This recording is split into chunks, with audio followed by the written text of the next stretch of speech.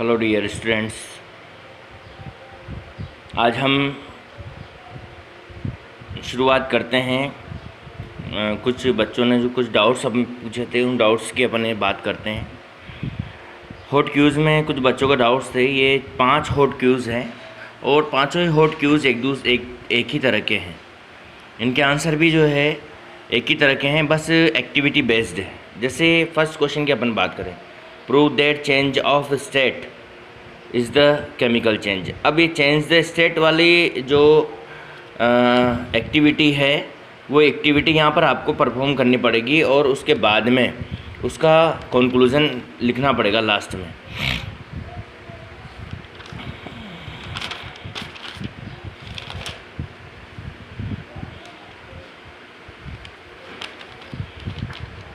Change in state ये यहीं पे है और ये यहाँ पर ये वाली रिएक्शंस आपको 2 रिएक्शंस इसमें लिखनी पड़ेगी और लास्ट में लिखना पड़ेगा इसमें कि this is the prove that the chemical reaction are characterized by the change in state. बस ये एक लाइन यहाँ पर लिखनी पड़ेगी। इसी तरह से प्रूव दैट कलर, अब उसी तरह से कलर की एक्टिविटी आपको लिखनी पड़ेगी, उससे रिलेटेड रिएक्शंस आपको लिखनी पड़ेगी और लास्ट में लिखना पड़ेगा आपको that the this chemical reaction characterize the change in color। तो देखिए बहुत सिंपल है, इनके आंसर कोई स्पेसिफिक आंसर नहीं है, डिपेंड करेगा इसे टेम्परेचर वाली एक्टिविटी, चेंज इन टेम्परेचर वाली एक्टिविटी ले लीजिए, कलर वाली एक्टिविटी ले लीजिए, यहाँ पर चेंज इन गैस जहाँ फॉर्मेशन हो रहा है वो वाली एक्टिविटी ले लीजिए, फॉर्मेशन ऑफ प्रेसिपिटेट वो वाली एक्टिविटी आप ले लीजिए। तो 5 क्वेश्चन हैं, 5 करेक्टरिस्टिक्स के ऊपर डिपेंड है, इनके आंसर उसी तरह से आपको देने हैं।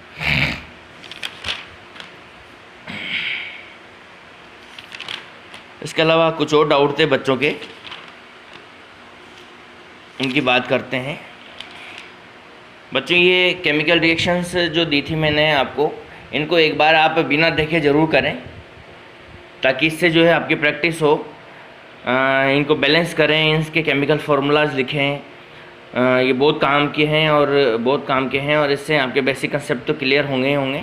साथ में जो है आगे भी आपके थ्योरीज़ पढ़ने में और केमिकल रिएक्शंस को समझने में बहुत मदद इनसे मिलेगी आपको। तो एक बार इनको एक तरफ लिखकर और इन चीज़ों को जो है बिना देखे आप बनाएं।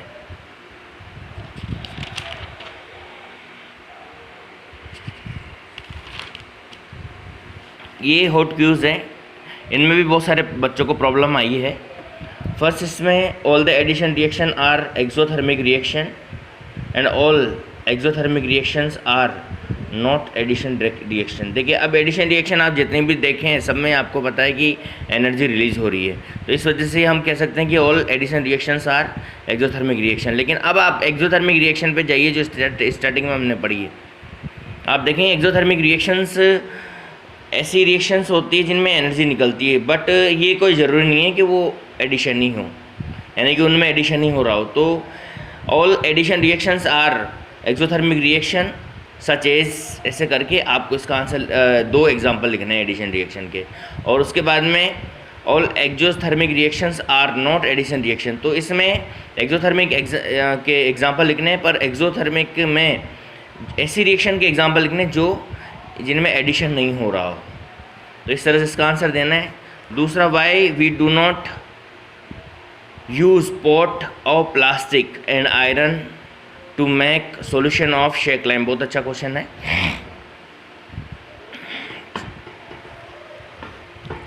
आप समझते हैं कि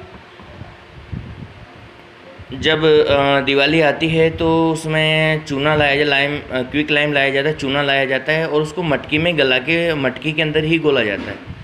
उसको कभी प्लास्टिक की बाल्टी में या लोहे की बाल्टी में कभी डिज़ोल्व नहीं किया जाता है। उसके पीछे दो रीज़न है। पहले तो बात करें प्लास्टिक की बाल्टी में क्यों नहीं किया जाता है। देखिए ये रिएक्शन जो होती है वो एक्सोथर्मिक रिएक्शन होती है, यानी कि इसके अंदर जो है बहुत ज़्यादा मात्रा में एनर्जी लिबरेट होती है। तो प्लास्टिक की बाल्टी के अंदर अगर आप करोगे तो प्लास्टिक की बाल्टी पिघल जाएगी। इस वजह से प्लास्टिक बाल्टी के अंदर हम चूने को कभी नहीं गलाते हैं। आयरन में क्यों नहीं करते हैं? देखिए वहाँ पर कैल्शियम हाइड्रोक्साइड बनता है जो कि बेसिक नेचर का होता है, और कैल्शियम हाइड्रोक्साइड जो बेसिक नेचर का होता है वो आयरन से रिएक्शन कर सकता है या किसी अदर मेटल का जो बना हुआ है उससे वो रिएक्शन कर सकता है, रिएक्शन करके और उस बाल्टी को ख़राब कर देगा। तो इस वजह से न तो वहाँ प्लास्टिक की बाल्टी का यूज़ करते हैं, न ही हम आयरन का यूज़ करते हैं। The reaction of calcium oxide exothermic reaction, why ये तो आपको पता ही है। Why washed wall what shine after the white washed wall, जब हम वाइट वॉश करते हैं तो कुछ समय बाद शाइन क्यों करने लग जाती है? आपको पता है कैल्शियम, इसकी रिएक्शन भी लिखी है कि कैल्शियम हाइड्रोक्साइड जो है CO2 से रिएक्ट करके कैल्शियम कार्बोनेट बना लेता है, जो कि मार्बल का ही फॉर्मूला होता है, और इसी वजह से उसके अंदर शाइन आती है। ये वाली रिएक्शन थी। इसमें क्या हुआ इसको मैं बता देता हूँ। एडिशन रिएक्शन कैसे है ये देखिए। ये रिएक्शन तो आपको हाइड्रोकार्बन पढ़ाने के बाद ही अच्छे से समझ में आएगी, क्योंकि आप एथीन कैसे है, ये फॉर्मूला एथीन कैसे हुआ ये आपको पता नहीं है, और इधर एथेन कैसे हुआ ये भी आपको पता नहीं है। और ये आपको पता कब चलेगा? जब आप हाइड्रोकार्बन की केमिकल रिएक्शन बनाना अच्छे से सीख जाएंगे, हाइड्रोकार्बन किस तरह से वर्क करते हैं वो आप सीख जाएंगे। फिर भी मैं बता देता हूँ एडिशन कैसे होता है, एटलीस्ट ये तो आप समझ ही सकते हैं। इसमें नॉर्मली ये जो फॉर्मूला होता है C2H4 होता है, और इसको अपन लिखते हैं कैसे, CH2 डबल बॉन्ड CH2। अब ये डबल बॉन्ड का क्या मतलब है वो भी आपको अभी समझाना बाकी है, वो हाइड्रोकार्बन में ही समझा पाऊँगा, क्योंकि यहाँ बीच में से समझाने से कोई मतलब नहीं है। वहाँ हाइड्रोकार्बन जब हम पढ़ेंगे तो अब इसको जो है हमने इस तरह से लिख दिया यहाँ पर CH2 डबल बॉन्ड CH2। और हाइड्रोजन जो होती है आप जानते हैं हाइड्रोजन कैसे होती है, H2 होती है। इसको जो है कैसे लिखा है, HH भी लिख सकते हैं अपन, H' की फॉर्म में। तो यहाँ पर जो लिखा है वो ऐसे लिखा है H और H, हाइड्रोजन है। अब ये रिएक्शन इसके साथ होती है CH3 और CH3, और ये बॉन्ड जो है यहाँ पर टूट जाता है, एक बॉन्ड यहाँ टूट जाता है, और जो रिएक्शन का प्रोडक्ट आपको मिलता है CH2 की जगह CH3 होते हैं, एक हाइड्रोजन जुड़ने की वजह से, और इधर CH2 की जगह यहाँ पर भी क्या हो जाता है, CH3 हो जाता है, और ये एथेन बन जाती है। ये एथीन होती है और ये एक एक हाइड्रोजन जुड़ते हैं, एथीन बन जाती है।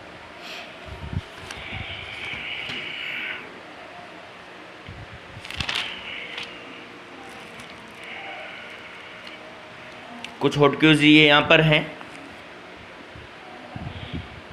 Y the green colour of FeSO4 is disappear. Simple सी बात है, इसमें वाटर के मॉलिक्यूल प्रेजेंट होते हैं FeSO4 के साथ उसके क्रिस्टल की फॉर्म में, और जैसे ही क्रिस्टल को हम गर्म करते हैं तो वो उसमें से जो वाटर के मॉलिक्यूल है इवेपोरेट होकर वहाँ से निकल जाते हैं और उसका कलर भी गायब हो जाता है।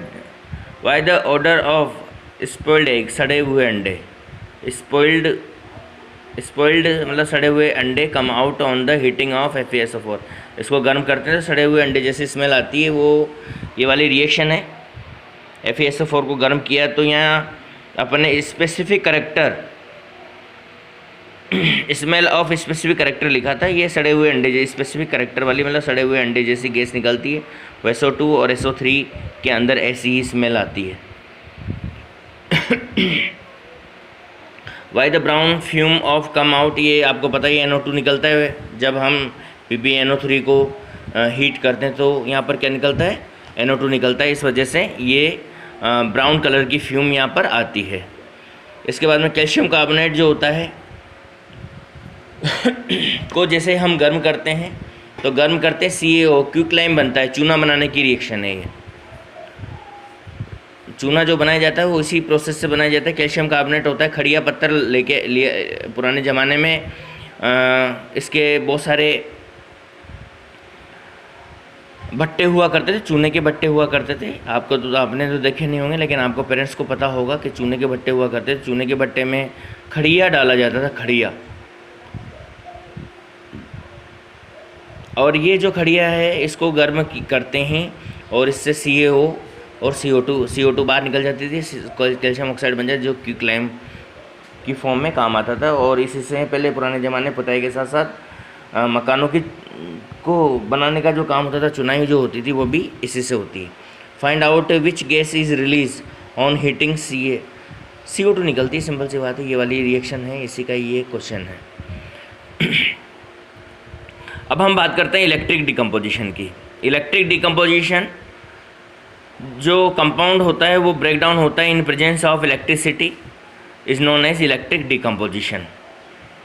इस प्रोसेस को हम इलेक्ट्रोलाइसिस भी कहते हैं और इलेक्ट्रोलाइटिक डिसोसिएशन के नेम से भी इसको जानते हैं। इसमें एक एग्जांपल दिया है इलेक्ट्रोलाइसिस ऑफ वाटर। वाटर का इलेक्ट्रोलाइसिस कैसे करते हैं देखिए, इसमें एक स्पेशल टाइप का सिस्टम, एक मग लिया गया है, प्लास्टिक का मग लेते हैं अपन, और प्लास्टिक का मग लेके उसके जो बॉटम होता है उस पर छेद कर देते हैं, और इसके अंदर जो है जो पुराने सेल होते हैं उन पुराने जो बड़े वाले सेल होते हैं उनको तोड़कर उसके अंदर से ग्रेफाइट की रोड निकाल लेते हैं और इन दोनों छेद के अंदर मोम की हेल्प से जो है फिक्स कर देते हैं मग के पेंदे पर। अब इसको पूरा पानी से भर देते हैं अपन, और यहाँ पर 2 उल्टी टेस्ट ट्यूब यहाँ पर हम डाल देते हैं इसके ऊपर पूरी पानी से भर के, और साथ में यहाँ पर 1-2 बूंदें H2SO4 की भी यहाँ पर डाल दी जाती है। अब इस जगह पर आप वायर से बैटरी जोड़ देते हैं, ये स्विच है और ये बैटरी यहाँ पर, ये पॉजिटिव एनोड है और ये कैथोड है, माइनस जो है वो जोड़ देते हैं और स्विच ऑन कर देते हैं। स्विच ऑन करके इलेक्ट्रिसिटी फ्लो यहाँ पर स्टार्ट कर दिया जाता है, और आप कुछ समय बाद देखना शुरू करते हैं कि इसके अंदर बबल्स उठना शुरू हो जाते हैं, और बबल उठ के इस जगह पे ऊपर जाके जो है इकट्ठा होना शुरू हो जाते हैं। जैसे बबल ऊपर इकट्ठा शुरू होते हैं तो ये यहाँ का जो वाटर है उस वाटर को डिस्प्लेस करना शुरू कर देते हैं, वाटर नीचे की तरफ आना शुरू हो जाता है, और इधर भी वाटर नीचे की तरफ आना शुरू हो जाता है। आप देखते हैं यहाँ पर कि जो कैथोड है उस कैथोड जो है वो ज़्यादा खाली होता है, और एनोड वाली जो टेस्ट ट्यूब है वो कम खाली होती है। उसके पीछे रीज़न क्या है, क्यों ये कम ज़्यादा खाली होती है? पहले तो खाली क्यों होती है, देखिए यहाँ पर जब इलेक्ट्रोलाइसिस होता है वाटर का, तो इलेक्ट्रोलाइसिस होने से हाइड्रोजन गैस बनती है और ऑक्सीजन गैस बनती है। तो कैथोड के ऊपर हाइड्रोजन गैस बनती है और कैथोड के ऊपर हाइड्रोजन गैस बनती है और एनोड के ऊपर ऑक्सीजन गैस बनती है। आप देख रहे हैं कि हाइड्रोजन गैस जो है वो डबल अमाउंट में बन रही है कंपेयर टू ऑक्सीजन कंपेयर में ये डबल अमाउंट में बन रही है। इस वजह से ये वाला हिस्सा जो है वो ज़्यादा खाली होता है, क्योंकि कैथोड पर हाइड्रोजन गैस रिलीज होती है और ये ज़्यादा खाली होता है और ये कम खाली होता है। इसकी चेक भी आप कर सकते हैं, अगर इस को यहाँ से भरने के बाद इसको आप निकाल कर इसमें लाइट अप मैचेस स्टिक लेके जाएं तो आपको पता है हाइड्रोजन गैस होगी तो ब्लास्ट होगा। तो इसके अंदर जैसे लेके जाएं तो पिट की साउंड के साथ ब्लास्ट होता है, और इसके अंदर जैसे लेके जाएं तो तेज़ी से मैचेस स्टिक जलना शुरू हो जाती है। तेज़ी से जलना शुरू हो जाए, इसका मतलब ये ऑक्सीजन गैस है और ये हाइड्रोजन गैस है। इस तरह से हम पता यहाँ पर कर लेते हैं। ये पूरी एक्टिविटी दे रखी है, क्या क्या इसके अंदर किया है ये डायग्राम दिया हुआ है और इलेक्ट्रोलाइसिस पूरा इसमें बताया। अब देखिए यहाँ पर बहुत सारे हॉट क्यूज़ हैं। इन हॉट क्यूज़ को आप पहले वाली एक्टिविटीज़ में जो रह गए थे वो भी हैं, और इस एक्टिविटी जो अभी अपने की है वो भी यहाँ पर है। तो आप इन सब हॉट क्यूज़ को जो है सॉल्व करें, और इन सब की बात जो है अपन कल करेंगे। और भी एग्जांपल है यहाँ पर इलेक्ट्रोलाइसिस के। टोटल 13 क्वेश्चन है, 13 क्वेश्चन को आप सोल्व करें। इसमें electrolysis of sodium chloride NaCl को लिक्विड फॉर्म में जैसे ही हम करते हैं तो ये सोडियम कैथोड पे सोडियम आता है और एनोड पे क्लोरीन आता है। देखिए कैथोड के ऊपर माइनस चार्ज होता है और एनोड के ऊपर प्लस चार्ज होता है। तो सोडियम जो है कैथोड पे आता है क्योंकि इसके ऊपर प्लस चार्ज होता है, यानी प्लस माइनस की तरफ जाता है, और क्लोरीन के ऊपर माइनस चार्ज होता है, वो एनोड पे आता है, माइनस प्लस की ओर आता है। हमेशा आप इलेक्ट्रोलाइसिस कराएंगे तो उसमें ये चीज़ आप निश्चित रूप से देखेंगे कि जो पॉजिटिव आयन है वो हमेशा कैथोड पे जाएगा और जो नेगेटिव आयन है वो हमेशा एनोड पे जाएगा। Same electrolysis of ammonium oxide वो भी इसी तरह से होता है, और कैथोड पे एल्यूमिनियम आता है और इस पे एनोड आता है, एनोड पे ऑक्सीजन आती है। इसके बाद में अपन बात करते हैं फोटो डिकम्पोजिशन रिएक्शन। लाइट की प्रेजेंस में ये लाइट से कैसे डिकम्पोजिशन होता है, लाइट की प्रेजेंस में कैसे डिकम्पोजिशन होता है। सिंपल डेफिनेशन तो वही है, इफ़ द लार्ज मॉलिक्यूल, सारी डेफिनेशन उसी तरह से चल रही है, केवल डिफरेंस है इन प्रेजेंस ऑफ, यहाँ से डिफरेंस आ रहा है, इन प्रेजेंस ऑफ लाइट और सनलाइट। इससे पहले वाली डेफिनेशन में क्या था, इन प्रेजेंस ऑफ इलेक्ट्रिसिटी। उससे पहले वाली डेफिनेशन में क्या था, इन प्रेजेंस ऑफ हीट।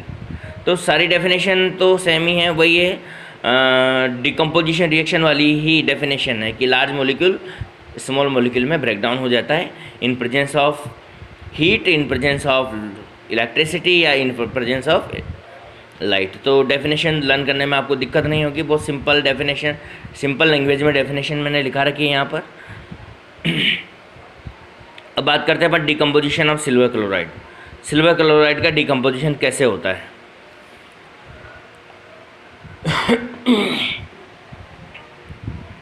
देखिए सिल्वर क्लोराइड जो है फोटोसिंथेटिक होता है, और जैसे ही इसको सनलाइट में हम एक्सपोज करते हैं तो इसका जो वाइट कलर होता है वो ग्रे कलर में कन्वर्ट हो जाता है। वाइट कलर का AgCl होता है, ये वाइट कलर या सिल्वर कलर का होता है, और जैसे ही रिएक्शन होती है तो ग्रे कलर इसका आ जाता है। AgCl वाइट कलर का होता है और ये ग्रे कलर में ये कन्वर्ट हो जाता है, Cl2 गैस जो है यहाँ से रिलीज हो जाती है। इस रिएक्शन का यूज़ पुराने ज़माने में ब्लैक एंड वाइट जो फोटोग्राफी की जाती थी उसके अंदर इसका यूज़ किया जाता था नेगेटिव्स को डेवलप करने के लिए। आपने जानते होंगे नेगेटिव्स क्या होते हैं। पहले रील वाला कैमरा आता था, नेगेटिव वाला कैमरा आता था, और उस नेगेटिव वाले कैमरे में भी जो वो रील होती थी, उस रील के अंदर जो है स्पेशल तरह का जो है केमिकल लगा हुआ होता था जिसके ऊपर फोटोग्राफी की जाती थी। आजकल तो डिजिटल ज़माना हो गया है, सारी फोटोग्राफी डिजिटल हो गई है, कैमरे डिजिटल हो गए हैं, लेकिन पहले डिजिटल नहीं हुआ करते थे। पहले उस रील के ऊपर फोटोग्राफ्स लिए जाते थे और उस रील को ही हम नेगेटिव कहते थे, और उस नेगेटिव को जो है इस AgCl के सॉल्यूशन में जो है डिप किया जाता था, जिससे उसके ऊपर फ़ोटो जो है फिक्स हो जाते थे। इसके बाद नेक्स्ट बात करें decomposition of silver bromide. Silver bromide का डिकम्पोजिशन ये भी सेम उसी तरह से होता है, AgBr, Ag और Br में ये टूट जाता है, Br2 गैस की फॉर्म में निकलती है और ये बाहर की तरफ निकल जाती है। डिकम्पोजिशन सिल्वर आयोडाइड ये भी सेम उसी तरह से चलता है। अब आप देख लीजिए यहाँ पर all decomposition reactions are endothermic reaction. सारी रिएक्शंस ही एंडोथर्मिक रिएक्शन है, क्योंकि आप किसी न किसी फॉर्म में इनको एनर्जी दे ही रहे हैं, चाहे लाइट की फॉर्म में दे रहे हो, चाहे इलेक्ट्रिसिटी की फॉर्म में दे रहे हो, चाहे आप किसी और इलेक्ट्रिसिटी के अलावा किसी हीट की फॉर्म में दे रहे हो। तो ये सब के सब जो है रिएक्शंस जो हैं वो सब के सब एंडोथर्मिक रिएक्शन ही होती है, because they absorb energy in the form of electricity, light, but all endothermic are not decomposition reaction. बहुत सारी एंडोथर्मिक रिएक्शंस होती है जो कि डिकम्पोजिशन नहीं होती है। जैसे ये वाली रिएक्शन है CO2H2O, एडिशन रिएक्शन है, आप देख सकते हैं। एडिशन भी नहीं कहें तब भी ये रिएक्शन है, लेकिन फिर भी एनर्जी इसमें यूज़ हो रही है। तो ये रिएक्शन डिकम्पोजिशन रिएक्शन नहीं है, फिर भी इसके अंदर सनलाइट, यानी ये एंडोथर्मिक तो फिर भी है। और ये देखिए आप इस वाली रिएक्शन के अंदर एडिशन रिएक्शन हो रही है, बट इसमें एनर्जी जो है हमें देनी पड़ रही है। तो ये भी एक तरह की एंडोथर्मिक रिएक्शन है, बट ये एडिशन रिएक्शन है। तो इस तरह से इन रिएक्शंस में जो है कुछ एक्सेप्शन हमेशा रहते हैं। उसके बाद में हम नेक्स्ट बात करेंगे, नेक्स्ट रिएक्शन आती है डिस्प्लेसमेंट रिएक्शन। डिस्प्लेसमेंट रिएक्शन या सब्स्टिट्यूशन रिएक्शन या रिप्लेसमेंट रिएक्शन, तीनों ही नेम इसी से आते हैं। It is involved in displacement of one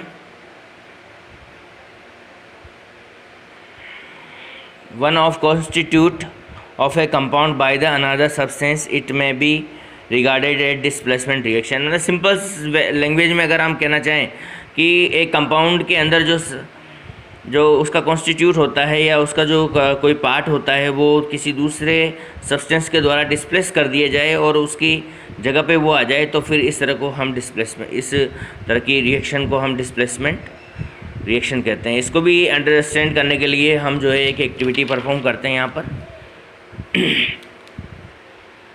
देखिए इसमें 3 आयरन नेल्स लेते हैं हम, बिल्कुल न्यू ब्रांड आयरन नेल होती है। New brand iron nail silver colour की होती है, आप जानते हैं।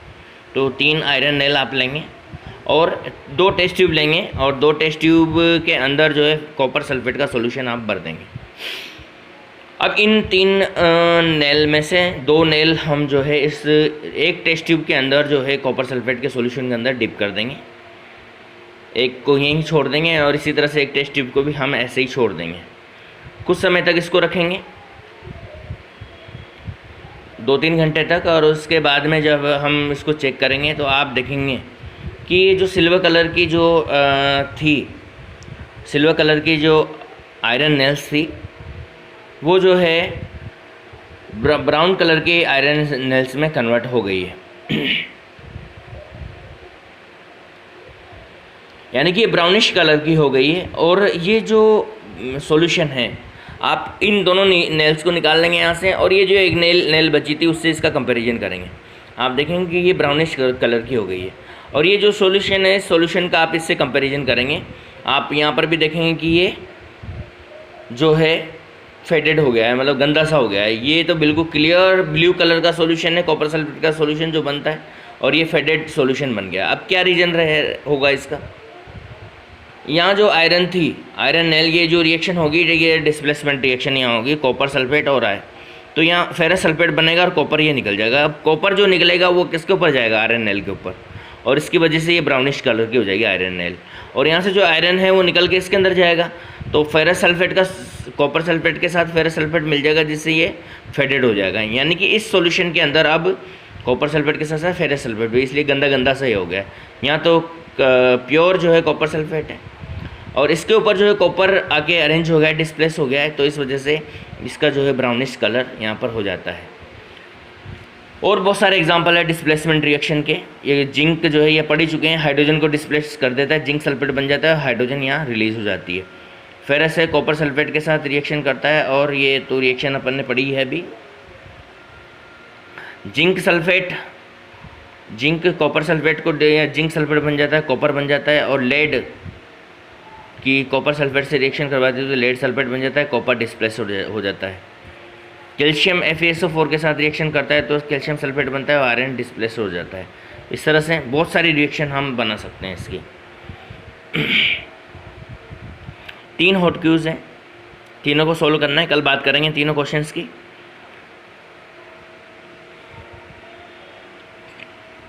अब यहाँ पर एक इम्पोर्टेंट बात है इसके लिए, डिस्प्लेसमेंट रिएक्शंस जो होती है वो डिपेंड करती है उसकी रिएक्टिविटी पर, रिएक्टिविटी ऑफ एलिमेंट्स।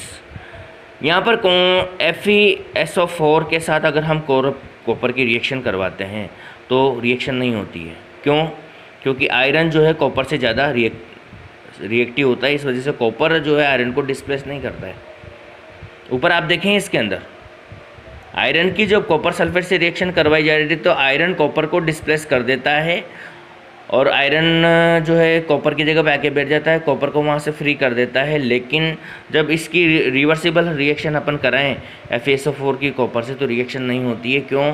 क्योंकि कॉपर की रिएक्टिविटी आयरन से कम होती है और इस वजह से ये इसको डिस्प्लेस नहीं कर पाता है। तो यहाँ जो डिस्प्लेसमेंट होता है उसमें ज़रूर ध्यान रखना है कि रिएक्टिविटी का हमें विशेष रूप से यहाँ पर हमें ध्यान रखना है। नेक्स्ट क्वेश्चन है why we put the iron nails 20 minutes in copper sulphate solution. Simple सा आंसर इसका देख लेना आप, ठीक है। तो बच्चों आज हम इतना ही पढ़ेंगे, इसके आगे हम कल बात करेंगे।